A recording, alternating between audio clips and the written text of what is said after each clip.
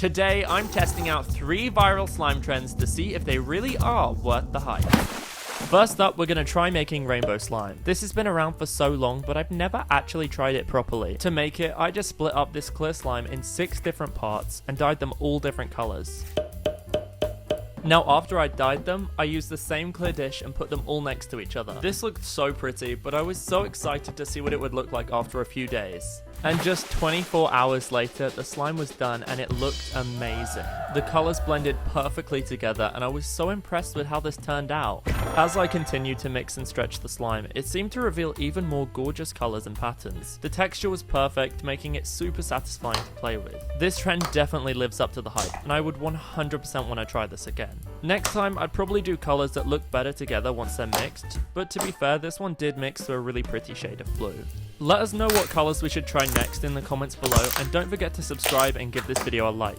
Now the next trend we're going to be testing is adding a whole can of shaving cream to just one slime. I poured around 8 ounces of glue in, so the amount of a regular slime, and added the entire can of shaving cream. I mixed it all together and this looked like frosting. It's a shame it smelled like shaving cream because this looked good enough to eat. Once the activator was added, it really came together so quickly. Much quicker than a normal slime, and I think it's due to all the air in the shaving cream. But is this trend really worth the hype? Absolutely not. It felt really cool and kind of like a marshmallow, but it just didn't stretch. Once it'd been played with once, it was kind of just a ball of flubber. Last but not least, we have our final trend, adding too much glitter to slime. Now we already tried this and it was a complete fail, but we wanted to give it another chance and add just slightly less glitter, as the last time it just went rock solid. Now to be completely honest, I was a little skeptical about this one, but I was really pleasantly surprised. It had a really soft yet crunchy texture and I really enjoyed playing with it. But is it worth the hype?